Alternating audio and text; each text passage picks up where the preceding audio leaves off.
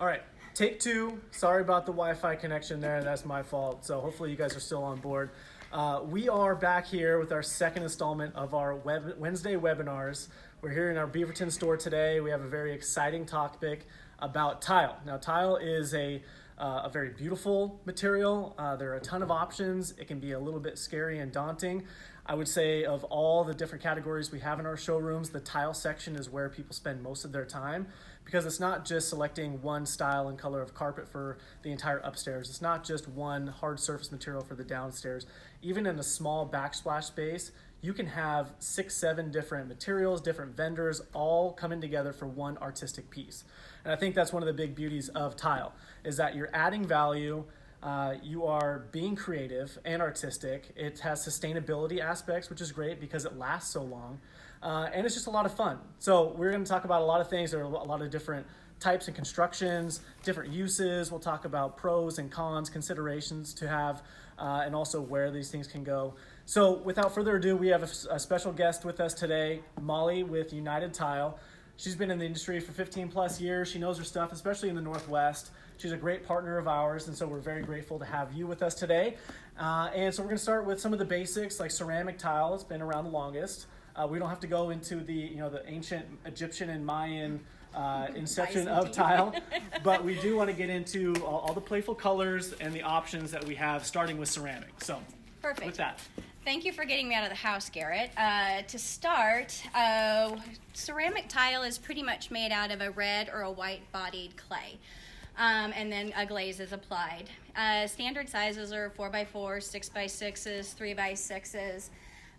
We're starting to see a trend of a lot of color, shapes, and textures coming back.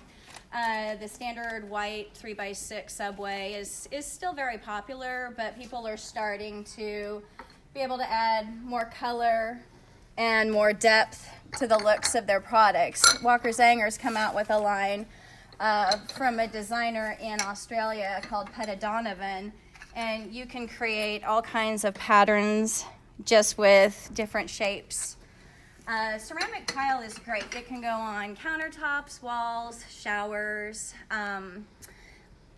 light use floors in a matte finish typically, but it is not quite as durable as a porcelain tile. So it is susceptible to staining and scratching, but it's great for showers where the clean and ability is what we're primarily looking for. A lot of trends, like I said, has been color. As you can see, the table is full of it. We're getting into the blues, the navies, pinks are coming back. A lot of organics, products that look botanical. Mid-century modern is still very popular. Where tiles, we're getting a lot of shade variation in them as well. So you can kind of see it's not just your consistent machine-made look. Yeah, I think that's a nice aspect. I mean, there's always the traditional white subway, really clean. People still use that all Classic. the time. And getting a glossy finish on a wall to make it really easy to clean and maintain is great. But they do have the matte finishes, some textures, and those shapes, like you mentioned, are super popular right now. Mm-hmm. I know that we put in elongated hex and all these different shapes in our houses, my in-laws. And now there's also a lot of these textured pieces and metals that are coming back now too, right? Metals are really, really hot right now. Your coppers, your gold, mixing mattes with metals. We have a lot of stone being mixed with metals as well. That's been very popular. Shapes, new shapes from Sonoma. The potato chips, as we like to call them, from Lenata Bay, the Pringles. Just tons of fun, shiny, spectacular looks.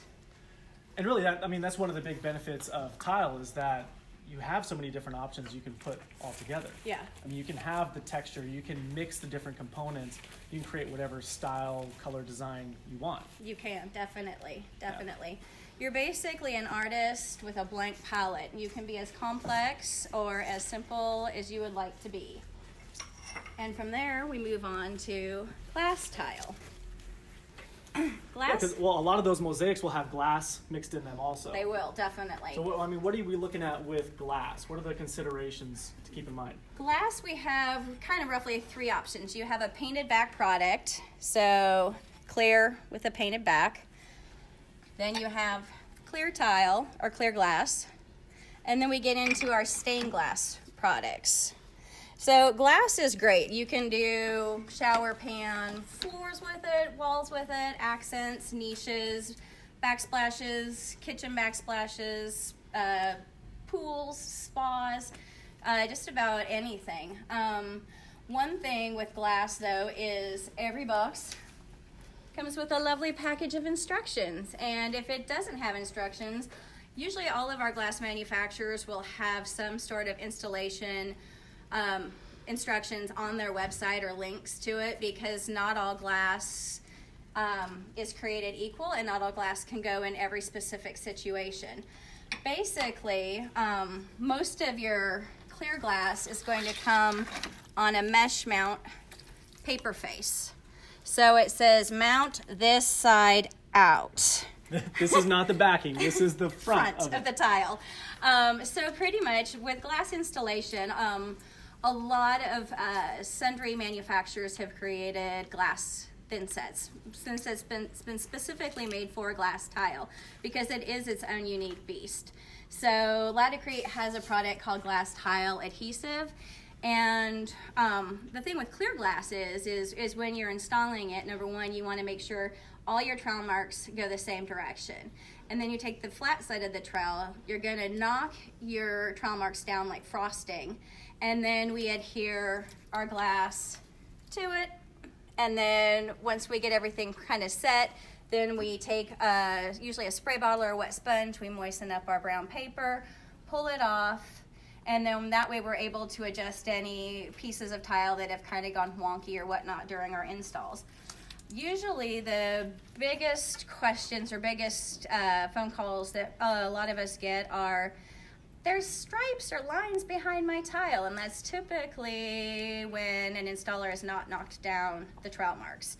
So the other thing we get also calls on is, my tile is cracking, but a lot of tile basically is going to have folds, ripples, air pockets, and whatnot during the installation process. And this is all natural and all completely normal, and it does not compromise the structure or the integrity of the product. But glass has got so many versatile uses. It has, just your standard subtle colors, all the way up to fun patterns and shapes and sizes. But ultimately what you're saying on glass in particular is find a good installer, right? Yes, definitely. You're going to get what you pay for when it comes to glass tile installation. People that say, I've been doing this for 30 years and blah, blah, blah.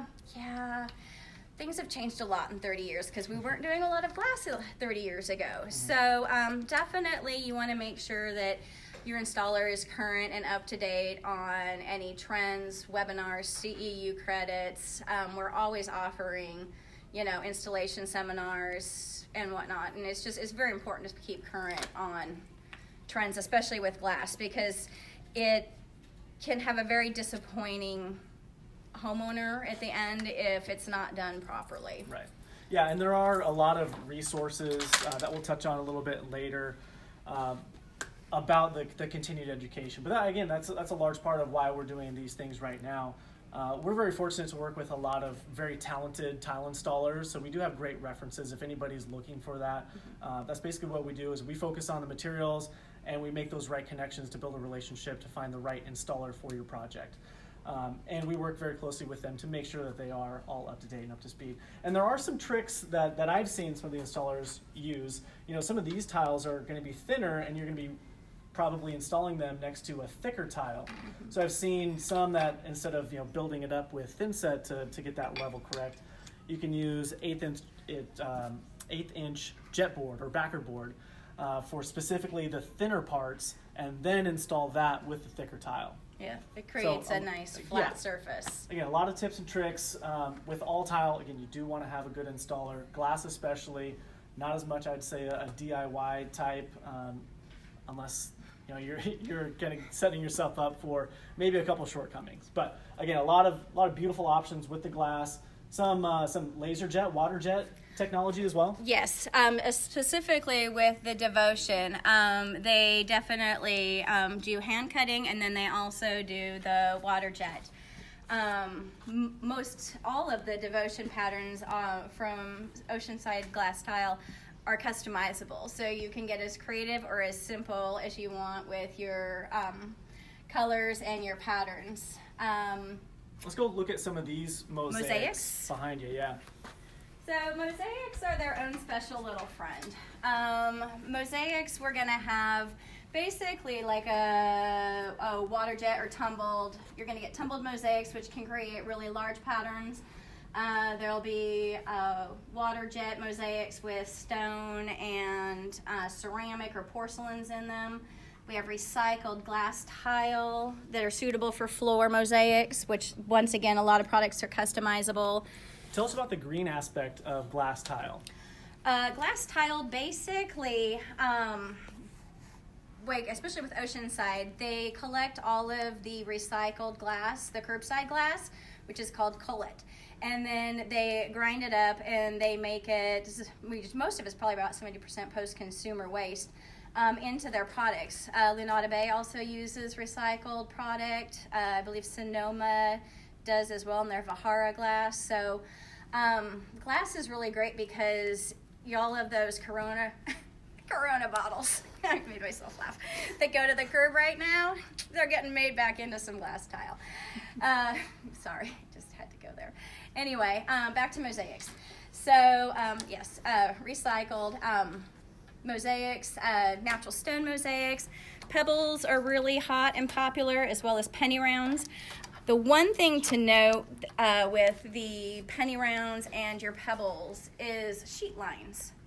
There are a lot of times, too, depending on the quality of installation, you will, once everything gets grouted, you can kind of see the exact outline of each sheet. So I know a lot of tile setters hand set and will charge more to install pebbles on the floor, but it alleviates that sheet line look to it as well. Right, I've seen that done a lot with the pebbles in particular, to kind of actually pull these off the backing and then hand place them, at least around the perimeter, so you don't have like a rigid line where you see where this one met up with the next one as they normally kind of mesh together there. Another thing too about mosaics too, especially like your penny rounds, a lot of people like to use white penny rounds with gray or black grout.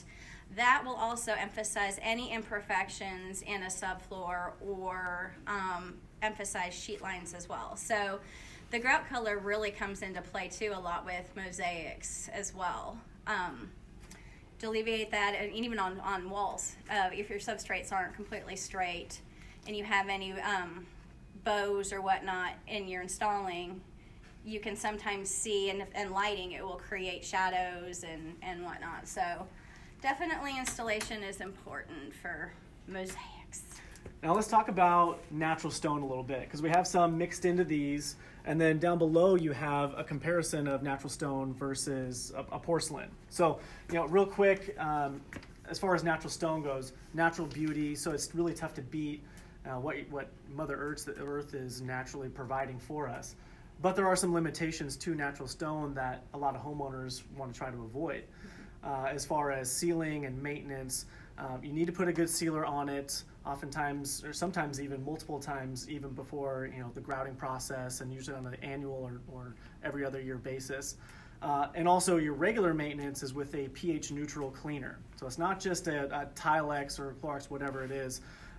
You want to make sure you're using the right type of cleaner so that you're not etching away at the stone or removing some of that sealer that you put on. So it's a little bit trickier, I'd say, but it's tough to beat. Yeah, natural stone does have its timeless classic beauty, and there is nothing more spectacular than seeing one lot to another lot coming out of the earth and people not understanding why it's not the same run, because they don't have die lots in the earth. And to just see, just to kind of think of how the earth has created, these fabulous ribbons of of color, that we're able to put in our homes. So with that being said, as Garrett said, porcelains have come a long way. I'd probably say since probably the early 2000s. Pretty much we used to be a red-bodied ceramic tile that was a 12 by 12, 8 by 8. And then we transitioned into porcelains, which were probably more commercial, an 8 by 8, a 12 by 12, more solid with the mingles, the little speckles to them.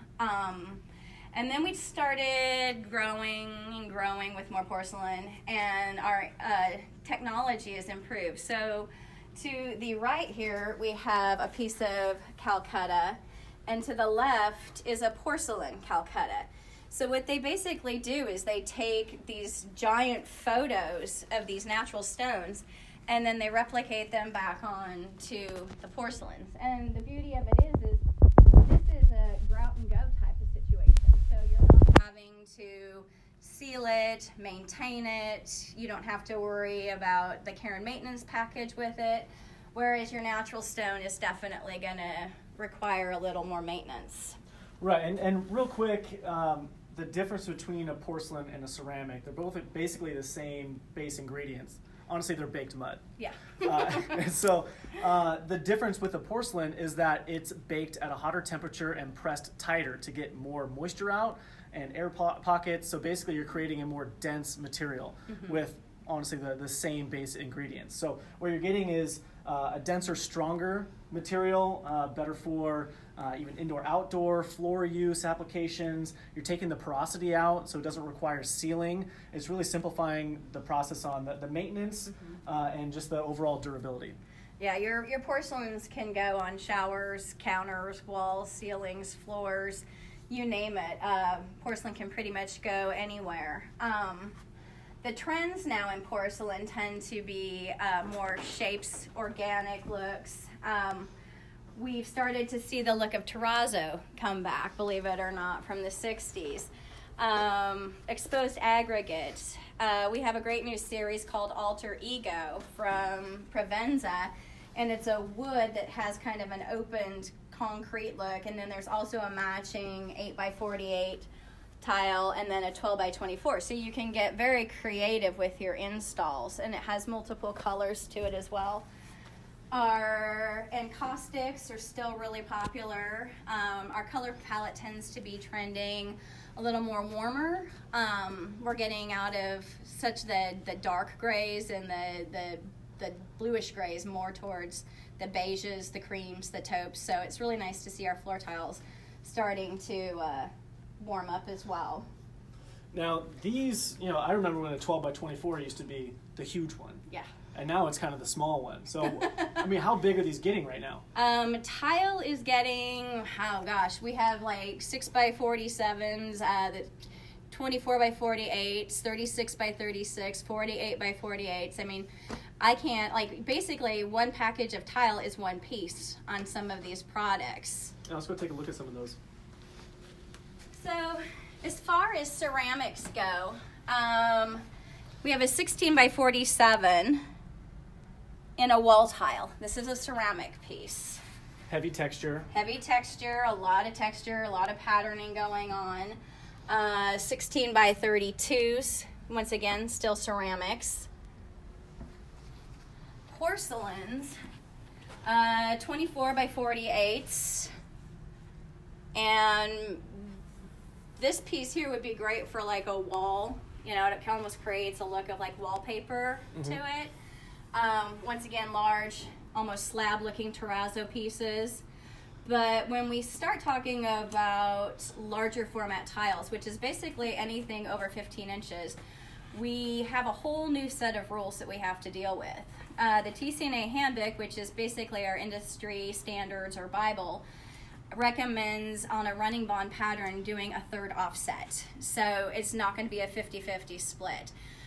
This is to help alleviate some of the lippage and some of that kind of catching your fingers on in the grout joints, or on lippage is what they call it. So for the most part, a rectangle is not as dimensionally stable as a square is. So you're going to get a little bit of bowing in the center. And to alleviate that, they've come up with some great new techniques. Garrett? Yeah, there are some really nice, they call tuning systems now. So we stock one here. It's called the Spin Doctor. And basically what this is a series of components that go in and lift up low areas and push down high areas. Now these go in the corners, they go in between, it actually spaces, so you have a 16th inch or an 1/8 inch spacing option. You put all these things together, you have this plastic component that goes under the tile in the thin set. These guys that actually screw down on top, and they bring these two things to level. And then once that thin set dries, you can take all these off, you kick off the top of the spacer, and then you're ready to grout. As Molly said, most people want to have like a 50% offset, like a brick pattern on large format tile. That's really tough to do and have look good. So from the Bible, the TCNA handbook, they really want you to not space it at the highest part in the middle and the lowest part on the corners. So that's where you're going to get that libbage, the high-low. This helps, but only to an extent. The layout will also help as well. So definitely something to keep in mind as we get larger and larger, and depending on the layout, you're definitely going to need these. Well, and as that, we also have setting materials. Yeah, so I know we're running a little bit tight on time, and this is probably an entire segment that we could do later.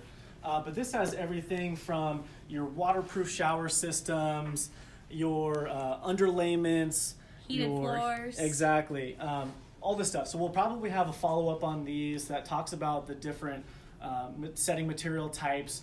Every product has a specific type of setting material that you want to put with it.